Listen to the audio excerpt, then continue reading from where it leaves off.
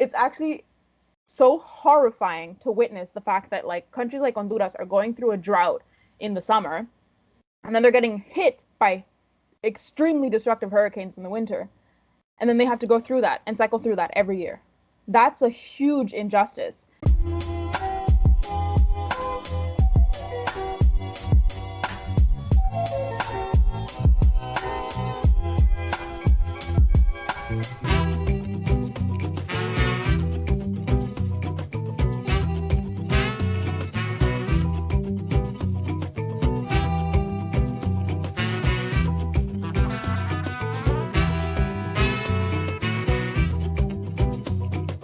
Hey, what's up, everybody? This is Ramiro from ANTICONQUISTA. ANTICONQUISTA is an anti-imperialism media collective. Our content is produced by and for the Latin American and Caribbean diaspora. And today we're talking about climate change and forced displacement in Honduras, my home country of Honduras, that unfortunately has been very hard hit by hurricanes this past season of November.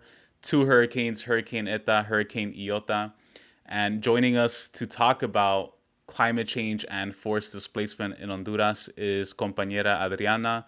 Adriana is originally from Honduras in a city called La Ceiba. Shout out to La Ceiba in La Costa. She is a queer, mixed race, half black, half white immigrant who's passionate about social justice, climate change, migration, and food security. She's been on the stolen indigenous lands of the, and I apologize in advance for butchering the name, the Musqueam, the Squamish, the Tsleil-Waututh in Vancouver, or quote unquote Vancouver, Canada, for about 6 years now. She's been an active member of the climate, youth, and racial justice organizing community in Vancouver. She was a member of the City of Vancouver Climate and Equity Working Group and a participant at the Youth Level Policy Program by the Vancouver Foundation. She's also a grassroots organizer with Black Lives Matter Vancouver, and she's a co-founder of the UBC Climate Hub and currently works as their projects administrator and graduated last year from the Faculty of Land and Food Systems with honors. Congrats, Adriana, and it's great to have you on the ANTICONQUISTA podcast. How's it going out there in Vancouver? Thank you for having me. And yeah, it's going pretty well. We finally have a sunny day in Vancouver for the first time in what feels like forever. So it's a good day today. Yeah, it's funny because I was born and raised in New York. My family's from Honduras, from Puerto Cortes, and growing up in New York, like I remember it would be colder around this time of year, and as the years progressed, it got warmer and warmer. And at first I was excited about it because I was like, oh, we get to go outside longer. It's nice out.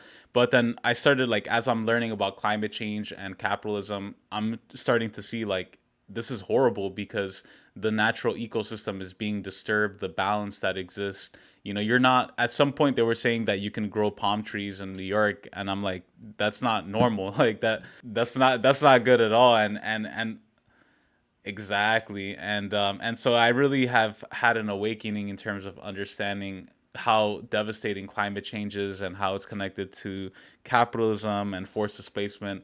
And today I definitely want to focus on Honduras in particular because we had one of the poor, I think the second poorest country in the Western Hemisphere, impoverished by capitalism and imperialism after Haiti, that was hit by 2 of the hardest hurricanes in a lot of years, in recent years, and that has a lot of impact. And there's so much that happened in the lead up to that it's important to understand the context, because how we were talking about earlier is that these hurricanes were framed and covered in a way that was totally divorced from climate change, from forced displacement, from capitalism.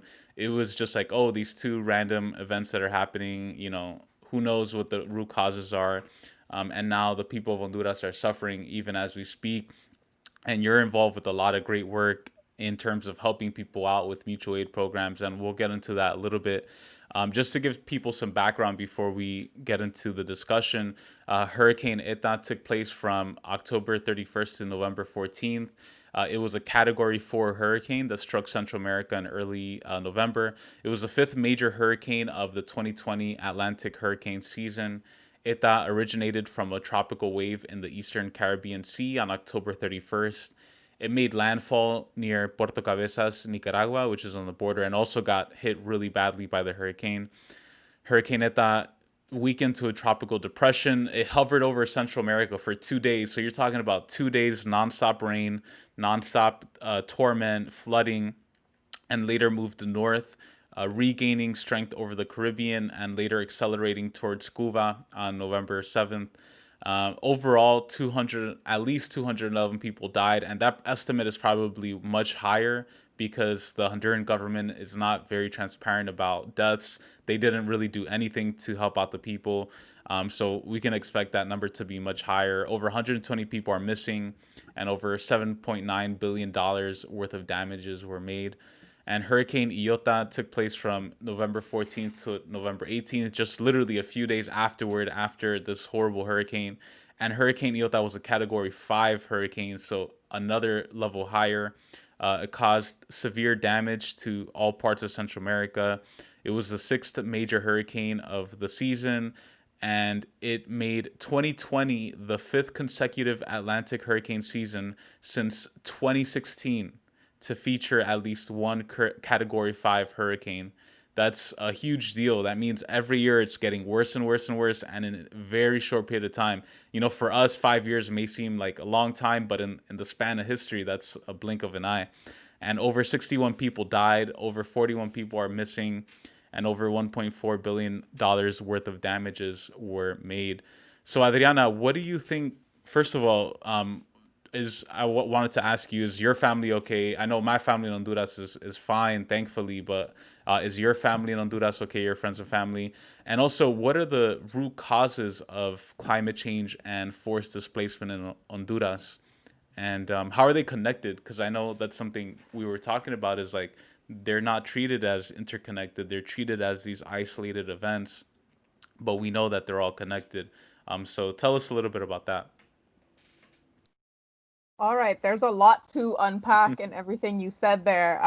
As you were talking, I was like, I should be taking notes right now so I can keep track of everything I want to respond. But to answer your first question, yes, my family is all right. We are obviously privileged enough to be able to be sheltered and to buy enough food ahead of time in order to ride the wave of the hurricanes.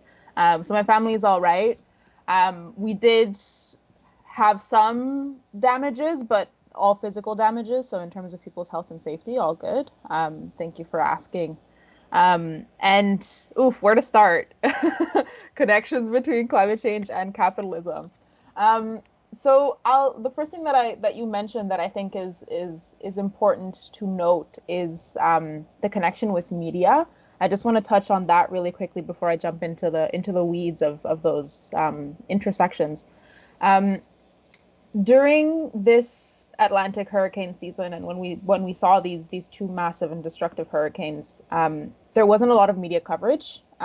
Most of the coverage that was received on this was actually coming from organizers. I didn't see a lot of media coverage coming from like big, broadcasting companies or big newspapers or anything like that. They were mostly focused on the U.S. election and now on COVID. And obviously these are two important issues, but at the same time, we're seeing how these issues are deeply connected to each other as well, right? And how, for example, if you're thinking about COVID, how the overlap of having COVID plus two massive hurricanes is you can't even measure the damage. Like you can't even like quantify how much damage was caused because of these two overlapping crises. And that's I think media also plays a huge role with that. And I think that just highlights even more why we need so much grassroots organizing and why we need mutual aid, because that's what's getting people through it. It's not like, New York Times reporting on this. It's like your cousin Emily, right? Like those are the folks who are helping us get through this. And in terms of how these issues are connected, and I think you brought up a really good point on the way that hurricanes and natural disasters, I guess more broadly, get talked about as nothing but natural disasters. And yes, they are natural disasters. They have been occurring naturally for hundreds of years. But there is a difference in what we're seeing now versus what we saw 200 years ago. So, for example, the 2020 Atlantic hurricane season was the most active hurricane season on record. Like, there have, like, in the history of accounting for hurricanes, this has been the most active season on record. And this season was also record breaking for another reason. Um, it is extremely uncommon to have a Category 5 hurricane this late in the season. That's not normal. Like, that is absolutely not normal. It was the end of the hurricane season. The risk should be, oh, sorry, something fell down. But anyway, the risk should actually be lowering rather than like increasing for massive hurricanes. So just really wanting to highlight that just because it's a natural disaster does not mean it's normal. Of course, there's a certain degree of normality with hurricanes, and they occur at a certain rate, but this is not normal. It's not normal to have two massive back-to-back hurricanes. That is definitely a climate-induced issue. And another thing that I do just want to point on climate specifically before I move into the connections to capitalism. Sorry if I'm ranting a bit. No, it's all good. No, for sure. But the one thing that I did want to point out is that with these hurricanes as well, when you're thinking about how they like relate to climate change, a lot of folks kind of deny that by saying that, oh, you can't say that one hurricane was caused by climate change. And there is a certain level of truth to that, but you have to look at it in the seasons. You have to look at it as like a trend. And as you mentioned, like there have been so many Category 5 hurricanes in the last 5 years. That's not normal. You can't just like take a look at one hurricane and say that it's climate induced. But if you're looking at the trends and the patterns that we're seeing, there is a very, very clear pattern that shows that we're having more hurricanes and that the hurricanes are increasing in strength. And that is climate induced. So that's a really important point that I wanted to highlight. And then in terms of how it connects to capitalism, well, there's a lot to unpack there. There's definitely a lot to say there. But essentially, what is causing the climate crisis is obviously, like if you look at it from a scientific lens, it's the increase in greenhouse gas emissions, which are warming the planet and causing climate chaos. The reason why I choose to say climate chaos and climate emergency is because there's a lot of unknown in terms of how these impacts will be spread across the world. It's not to say that it's not true.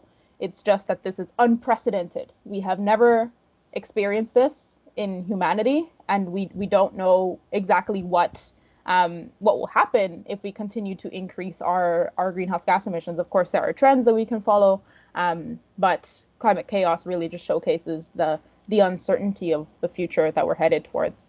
And what is causing that is, of course, the greenhouse gas emissions increasing. And what's causing that, in turn, is what I would say is extractive capitalism, where we see an extraction of natural resources and an extraction of the dignity of people and the extraction of land and water resources for the benefit of very, very few people who are making a huge, tremendous profit. That can be said whether we're thinking about, for example, pipelines, which is something I could talk about in Canadian context and how that relates back to climate impacts.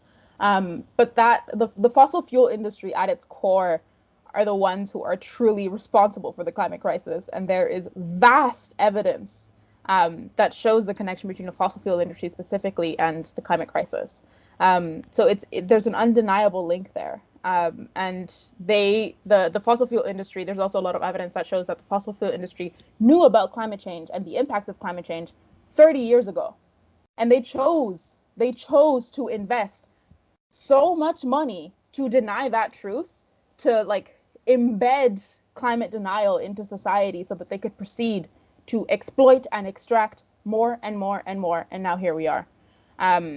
So kind of very direct link that I see, but obviously I can continue talking, but I'll stop there at least for now.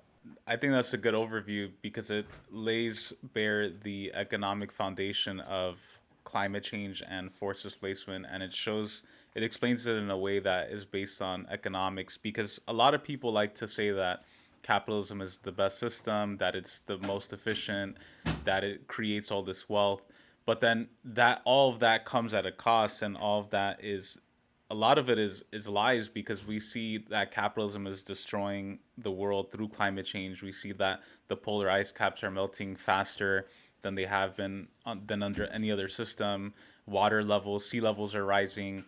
And what's interesting, so your family is from La Ceiba, my family's from Puerto Cortes. Last year, I actually drove from Cortes to toward La Ceiba, and I couldn't help but notice that along the whole route, there were palm trees on both sides of the road that were laid out military style. It wasn't like a natural converging forest that, some branches are going this way, some stuff are going the other way, and they're interconnected and they're organic and natural.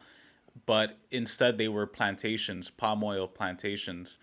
And these are palm oil plantations that benefit multinational companies, companies that are not even based in Honduras, that are bringing those materials back to the US or Europe or Canada. And the Honduran people have no say about it. It completely devastates the environment. And then that also contributes to climate change as well. What are your thoughts on, specifically in the northern coast of Honduras, like how, like what's going on in that region, right, with these palm oil plantations? What's going on with, how is that impacting displacement? Because there's actually people who are being forced to leave their lands because of all this.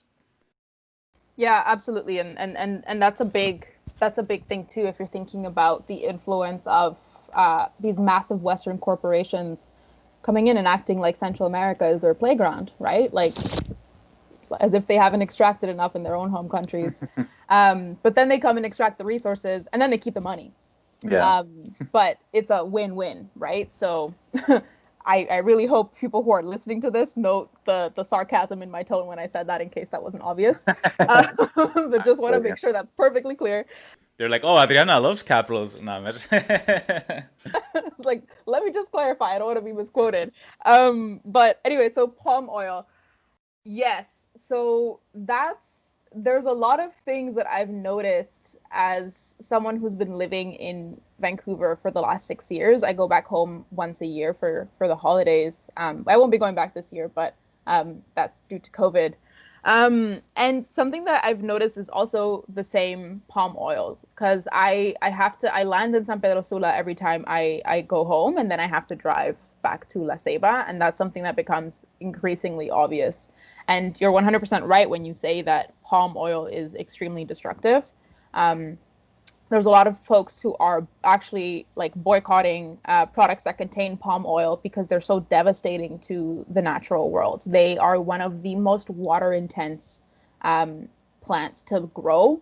They require tremendous amounts of water, and they drain the soil of all of its nutrients when they're planted. And if they're planted, like obviously, like I could go into like food systems and a lot, because that's kind of my academic background, but there are obviously sustainable ways that you can grow palm oil, but the way that they're doing it right now is not sustainable. You can't have hundreds of acres of like lined up palm oil and claim that that's sustainable, especially when Honduras has been going through a drought as well, almost every year for the last 4 years. Like it's actually so horrifying to witness the fact that like countries like Honduras are going through a drought in the summer, and then they're getting hit by extremely destructive hurricanes in the winter, and then they have to go through that and cycle through that every year. That's a huge injustice, and like that is so clearly a climate justice issue, and it's so clearly a climate problem, but it doesn't get described as that. It gets described as natural disasters and just kind of a tragedy that happens in the global south, but I can get into that as well. But anyway, palm oil. So not only do they drain the environment, but all the wealth and all the accumulation of the resources actually goes back to the West anyway. So it's not like people in Honduras get to make a buck out of this either. And if there is someone that makes $1 from palm oil, it's also not the farmers. It's the people who own the land, and the people who are making massive contracts and deals with the Western corporations and companies who are coming into the country.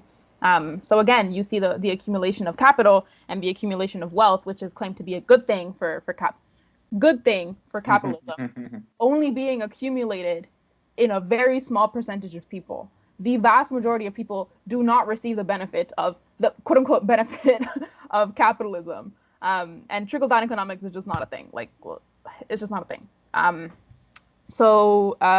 Yeah, and the way that this connects as well to natural disasters to climate-induced natural disasters like hurricanes, for example, is when you have land that is so destroyed from these extractive projects like palm oil plantations, the natural environment is not resilient enough to resist the damage of hurricanes. So you will see more landslides. You will see more, the ground is not ready to absorb that much water at once because it's been drained from that same water.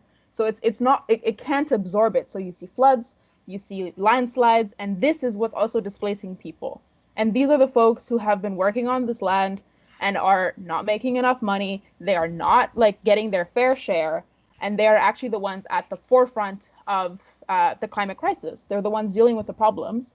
And then you see the way these things are reported is like, oh, all these poor folks in Honduras, like, so sad. And it's like, no, you can't. That is like the worst kind of reporting. It should almost be illegal to report on things like that, because that just gives that white saviorism lens that just makes it so frustrating to see like these images of like Honduras and always being painted in a bad light, as though that's something that Hondurans have caused. Mm-hmm. But it's not. It's not.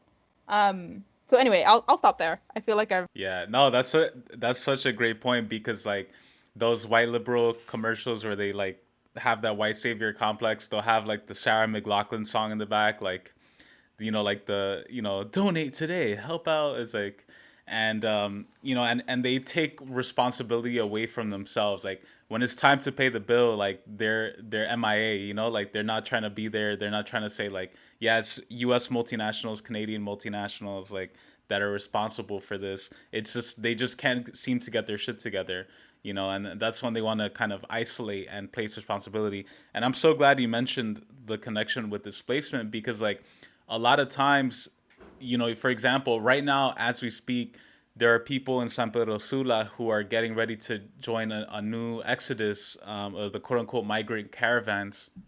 And a lot of people, and not just from the coast, but also from southern parts, from coffee growing parts, the highlands, that are also being displaced from their areas because of climate change.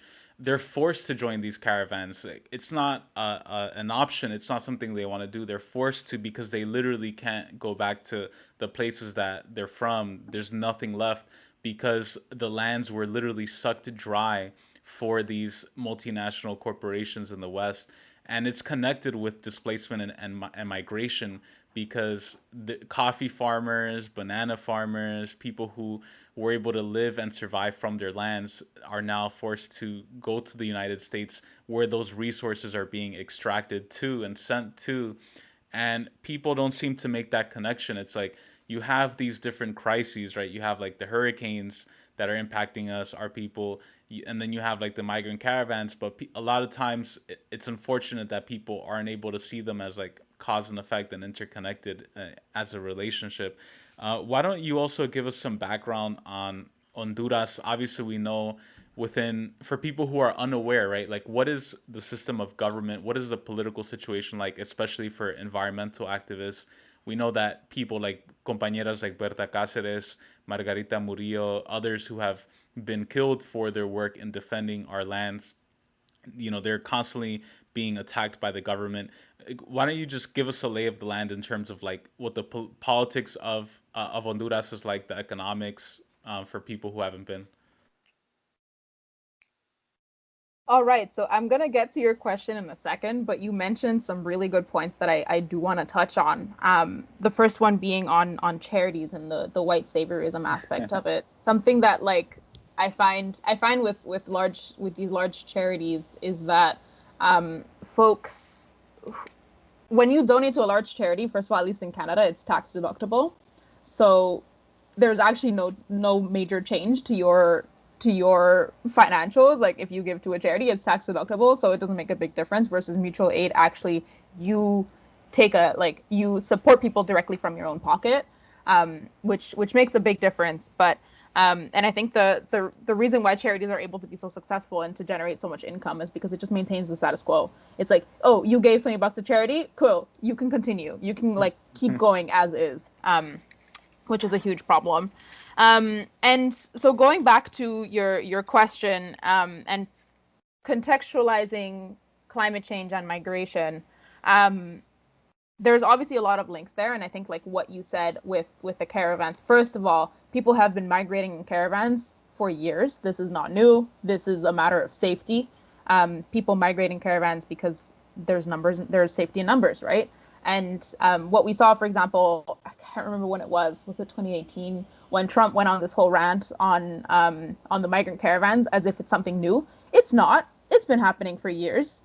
And you can just see that that's just an excuse to be racist and to just be anti-immigrant. But I can talk about the connection directly between climate change and migration in a second. I do want to answer your question. In terms of the context specifically in Honduras, for land defenders and for indigenous water defenders there, that's something that you can see all over the world. Honduras is no exception to this rule. But Honduras is one of the most dangerous countries for land defenders and water defenders in the world. You can see that the far right and the right-winged governments that are invested in the extraction of resources for their own benefit for the West are the ones inflicting violence on the people who are trying to defend their land and trying to defend the resources that they rely on for their own survival. So you see this with and again, this happens all over the world, unfortunately, where you have Western companies, sometimes they're not even Western companies, but you have these massive companies and these massive corporations coming into countries like Honduras to extract these resources. And then you see that Black and Indigenous land defenders and water defenders are opposing that. And they're putting their bodies on the line, and they are putting themselves at risk to defend their lives and their future and the future of the world, quite frankly. So we owe them a great debt for that. Are putting their bodies on the line for this. And you actually see, and again, you see this all over the world, not just in Honduras, but using Honduras as an example. You see the military, you see the police coming in, and they are the ones who are inflicting a lot of this violence. And I think that's another link that folks. This is something that I've been trying to be a lot more outspoken about, is the connection between policing and climate change, and how you see the police and police forces and military actually use as a way to enforce these violently enforce the extractive capitalism. Which to me just showcases even more how the police and the military are not there to support the people. Like, they're not here to protect and serve the people. They're here to protect and serve the highest bidder, which that can be a company, that can be the government. Like, they're not there to help people. They're truly there to enforce extractive capitalism. And that connection is so clear, and I feel like that's something that folks don't see, especially like from in a Western context. I know we're talking a lot more about like defund the police, abolish ICE, et cetera, but the connections between these violent institutions and climate justice is not something I've seen a huge connection with. But there's a if we lived in a world where policing and police institutions were actually abolished, we wouldn't see the problems we see right now with climate. Because who would enforce these pipelines no one wants? Who would enforce these extractive projects that no one wants? You need a violent force behind those in order to actually implement them. And that's what you see in Honduras. That's what you see in Canada. So, and again, just to highlight the fact that these violent police forces and institutions are, they follow the highest bidder. Again, that doesn't always have to be a government. That can also be a corporation, which is a huge problem, to have a corporation or a company be able to buy out the police. But anyway, I'll stop my rant there. Yeah, exactly, because the state and the police are at the service of multinational companies that need to pump and extract more resources from the global south in order to feed their and bring more value and profits to their bosses in the first world. And it's just a horrible cycle. It's a systemic representation of capitalism, of a system that puts profits before people, and the state is carrying out the interest of the capitalist, the multinational corporations. And even in Honduras as well, in La Ceiba and other parts of the coast, you have Canadian companies. Carivida, I think, is one of them. Tourism companies that are displacing people from their land, especially Garifuna people. I was in Tela last year around this time, and I saw the horrible impact of displacement by Canadian tourism companies in the area. And a lot of people are forced to go in the cities, and then that translates, and because there's no jobs in the cities, then people are forced to go into work that is quote unquote illegal, or is not the best or safest way to get work, but they're forced into it. And then crime goes up, and then people are like, oh, Honduras is so violent and dangerous, they just can't get their shit together. But it's like, dude, like, look at all this like, they're not seeing all the other shit that has led up to that point. They're seeing it in a decontextualized way, and it's connected to the way, and like the way that media, like, I'm glad you mentioned media earlier, because I think like we live in an era where our attention span is so short, and we're constantly fed and bombarded with images and media. And so it creates a situation where we tend to look at things in an isolated way, in a way that's not interconnected with in a systemic way, that with things, systems that create and force people into those circumstances. It's kind of like in the United States, you know, you have like in places like in the Rust Belt, in Philly or in Ohio, Michigan, where jobs have left and drug use is up and violence is up and crime is up. But it's because like so many jobs have been taken away, but that angle is never portrayed or represented in the media. And so that's why I'm glad you mentioned the media, because these kinds of conversations hopefully can help to piece those systemic issues together in a way that are interconnected, and people can understand that people are leaving Honduras because it's necessity. They didn't just wake up one morning and were like, oh, let's go fuck around with the US and see what, you know, it's like they're by necessity. What respond? Okay, so I know you're really active in the environmental movements, and you're really have a radical and revolutionary analysis. I'm sure you've come across liberals, white liberals, and who are like, oh, you know, we just need better conscious capitalism. We need green capitalism. What's your response to people who think and talk like that? Okay, once again, you have so many good points that I'm just like, I wanna like touch on all of these before I get to your question. So I do want to chat really quickly about 2 points that you mentioned before I jump into your point on green capitalism, which I will get to. The first one being Canadian tourism and Canadian companies specifically. Canada has excellent global PR. They know how to market themselves as better than the US, as progressive, as liberal, et cetera, et cetera, et cetera. But if you, and I fell for that. When I first came here. And obviously there are benefits of being here, of course, but like if you look behind the veil of PR, you see not only the incredible, tremendous damage that they do abroad, whether that be through Canadian mining companies, for example. Point on that. I live in Vancouver, and Vancouver is the headquarters for, I can't remember, 15 or 20 different Canadian mining companies who extract tremendous capital and resources from Latin American countries, Honduras included, and they're based in Vancouver. You know, that is and it's so much damage that doesn't get accounted for because they have good PR, because they're doing good extractivism. And something that I know Canada tried to, and also just not to mention the fact that Canada has like done so much and continues to do so much damage to Indigenous communities here. Like I'm obviously not Indigenous, but so I don't want to speak to that experience, but like there has been so much damage happening here, and you can see that with the police as well, with extractive capitalism and kind of trying to push a pipeline absolutely no one wants through Indigenous land, and the police being used as a force to enforce that. But anyway, they have great PR, and one of the things that connects to the question that you actually asked me is Canada has invested billions of dollars in the fossil fuel industry, and I think like per capita is one of the biggest investors in the fossil fuel industry after Saudi Arabia, I believe. There was a report that came out recently. I can't remember the exact statistic, but I think like per GDP, they're the second biggest investor in the fossil fuel industry. But they, a couple years back, they tried really hard to coin the term clean oil, right? Which Damn. again brings that back to that like green capitalism. And Cold fire. yeah, it's like I don't know.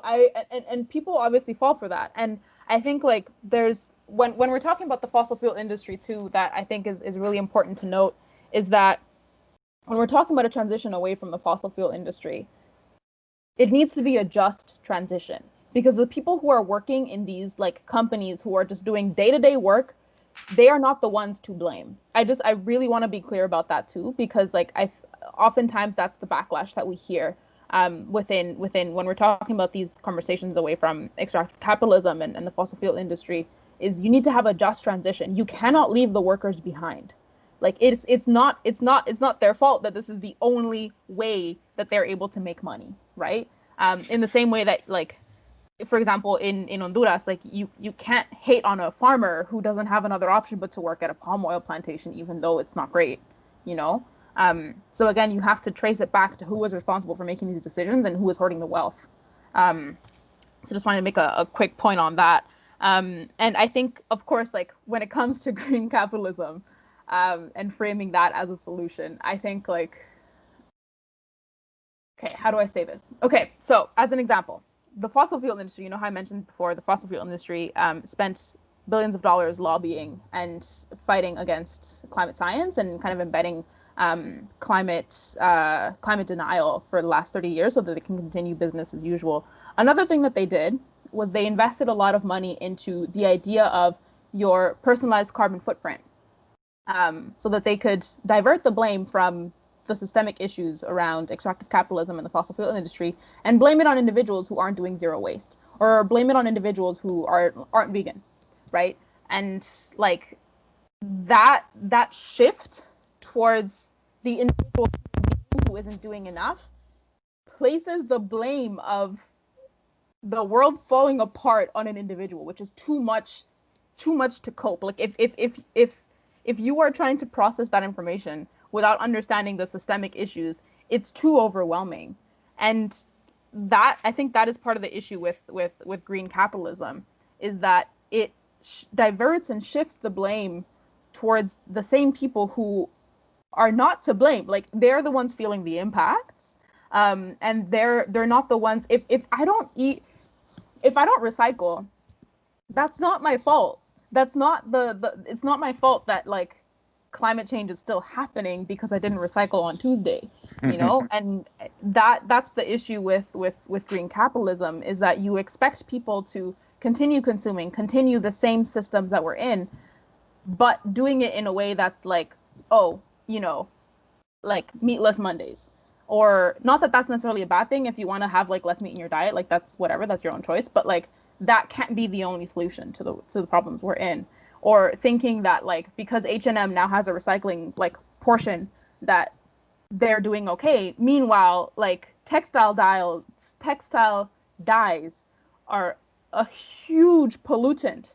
They're a huge pollutant and they're doing so much damage in like maquilas around the world, right? Like so it just allows companies and corporations to brand themselves, which is actually increasing the money that they're making because people want to buy that.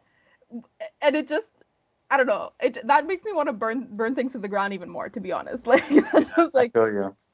It's anyway, I'll evil. stop there. No, for sure, it's evil. It's like somebody who's like, it's like somebody fucks you up, like beats you up, and they're like, "Let's go find out who did this. Let's go It's get them." It's like, gaslighting. dude, it was you. Like, you're. It's gaslighting. Like they're literally Yeah. just gaslighting you into thinking that this is your fault.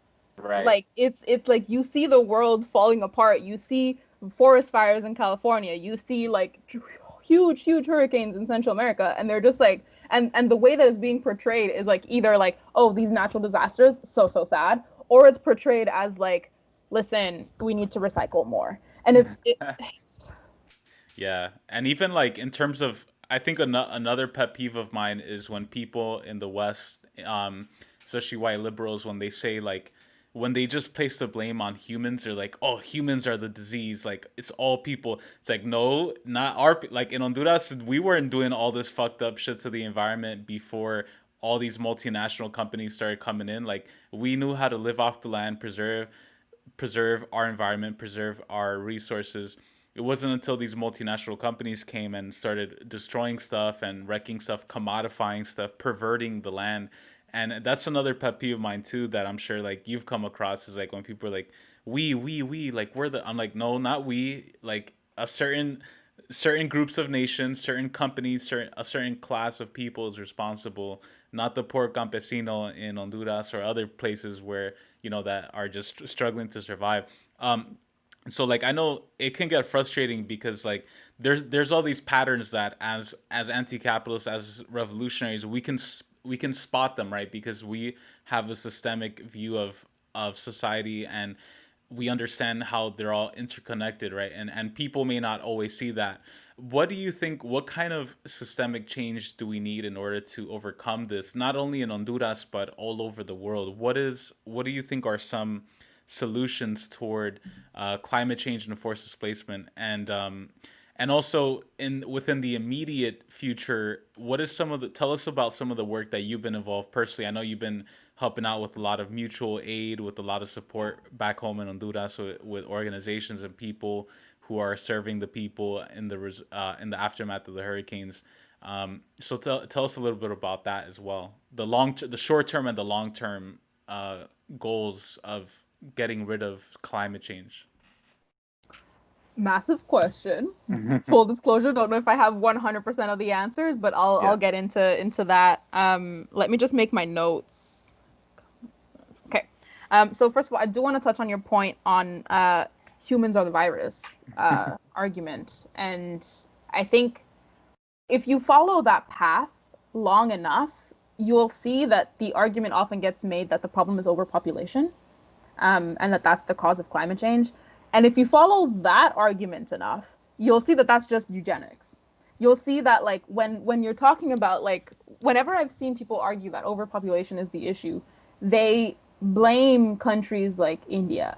They'll blame countries in the global south for having too many people, which just leads to eugenics. That just leads to your belief that some people should not exist on this planet because they are a burden. Mm-hmm. And that is like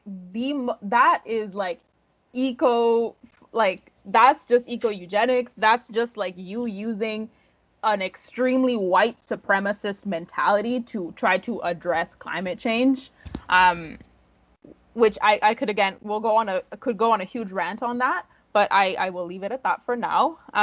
But in terms of trying to address a big question of like solutions to climate change and forced displacement. So, okay, on the short term, what I think would need to happen, like, and this is like, I would say this from the perspective of like existing systems, because that's what we have right now, to use existing systems to protect people. But for example, if the world were to actually adopt the UN Declaration of the Rights of Indigenous People on a global lens, these extractive projects wouldn't be happening, because if you were to actually do it, you would need prior and informed consent.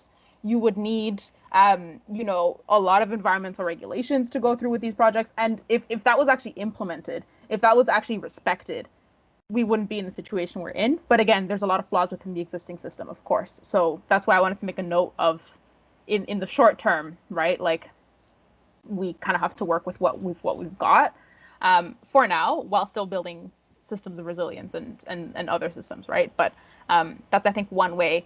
And then, of course, the other thing I think is like going back to policing, which I know is like a really hot topic right now.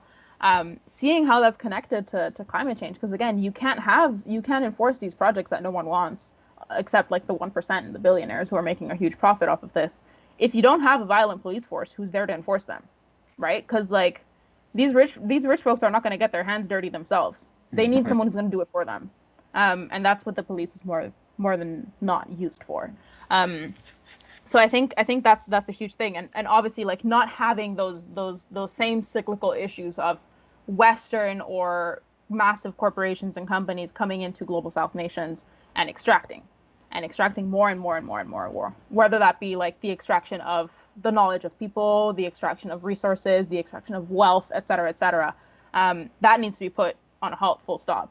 And like the other thing, for example, that you also see, which I think touches on green capitalism too, is when you see that extractive capitalism will not stop just because it's used for green tech.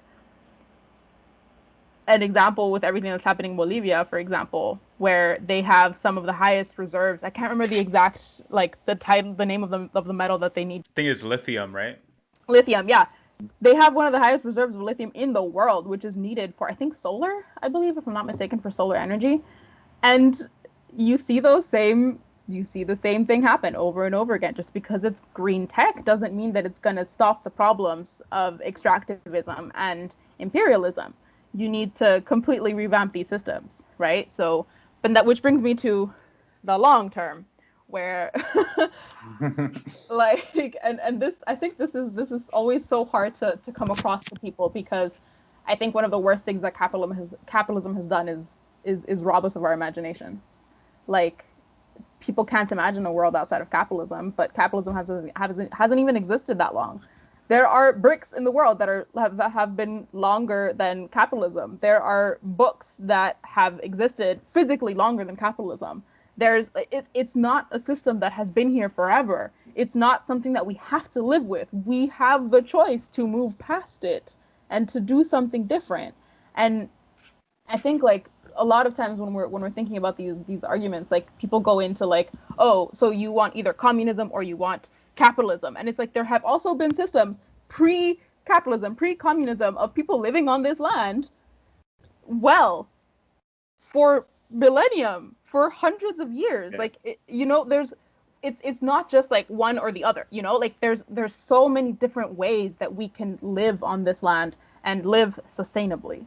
And so I think there's a huge, like, importance in revisiting our ancestry and what was done before, right? And like recovering that knowledge that was taken from us. But again, that point on people's lack of imagination, I think is really important. I'm seeing we're kind of getting to time, so I'm going to get to the mutual aid stuff and the work that I'm doing right now. So yeah, I am involved in some grassroots organizing here in so-called Vancouver. But part of my work is also directly connected to Honduras. And the reason why I started kind of doing this grassroots stuff, I would have done it anyway, but a huge reason why I did like a really big push for the stuff that I'm doing is because I didn't see media do any coverage. So I was like, okay, cool. Then if they're not doing it, I'm going to do it. Like, I am going to just start doing these things myself and reporting on these things myself. And it ended up getting a lot of traction. And I set up a mutual aid, some mutual aid work, and have just been distributing money directly to people and directly to folks on the ground and organizers on the ground in Honduras who are mobilizing to support folks, getting older folks medicine, getting disabled folks support they need, getting Garifuna folks, the food that they need access to, and trying to do as much of that as possible. And again, refusing to work with government, refusing to work with these really large charities, because that's not the intention. The intention is really to mobilize resources from people to people. Yeah, and distributing that wealth as much as possible. So that's the goal ultimately. That's what's up. Yeah, I'm glad you mentioned about learning from our ancestors, learning from indigenous, Afro-Indigenous people, because there's a lot that we can learn and apply for the 21st century conditions in terms of, because, a lot of times there's some people who say like, oh, like we can't go back in time, we can only go forward. And to a degree, I understand where they're coming from.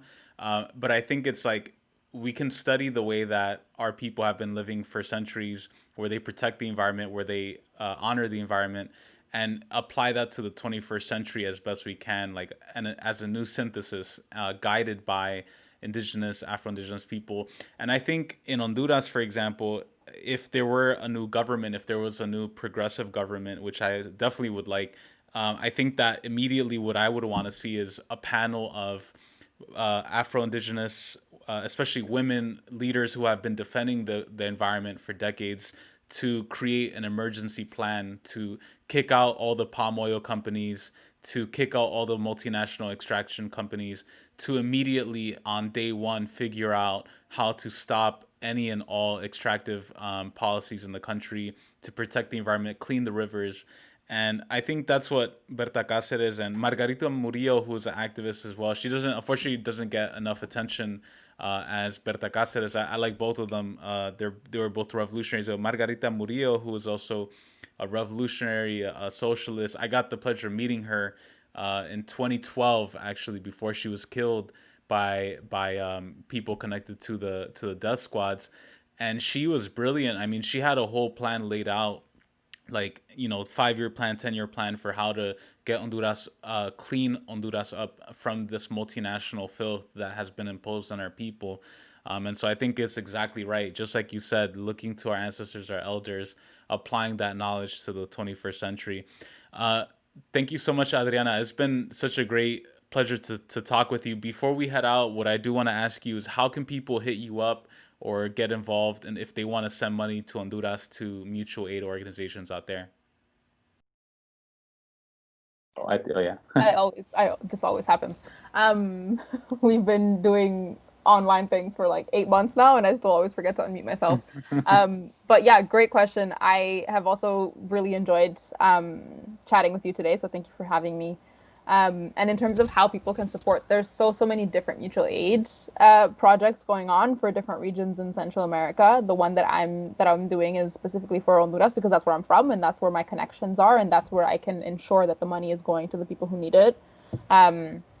So you can definitely hit me up on Instagram, which is where most of my organizing has been happening, and where most of my awareness raising, quote unquote, has also been happening. So that's where most of the money is being funneled through.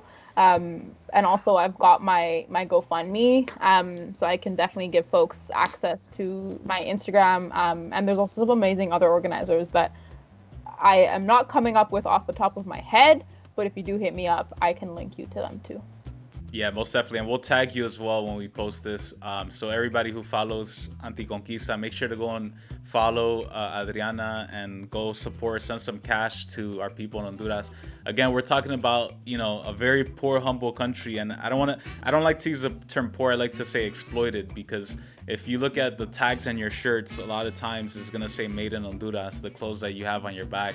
And so our people are being robbed, exploited, and any dollar, any cent helps to go back to help our people. ANTICONQUISTA as well as helping to raise funds for Ofrane, for the Garifuna community. And so that's something that we're aiming to do. But Adriana, thanks again for breaking it down for us, connecting climate change, forced displacement. Again, Adriana is from La Ceiba, queer mixed race immigrant who's passionate about social justice, climate change, migration, and food security, based in Vancouver. Peace out, Adriana. It was such a great time speaking with you. Take care. Thanks for having me. Bye.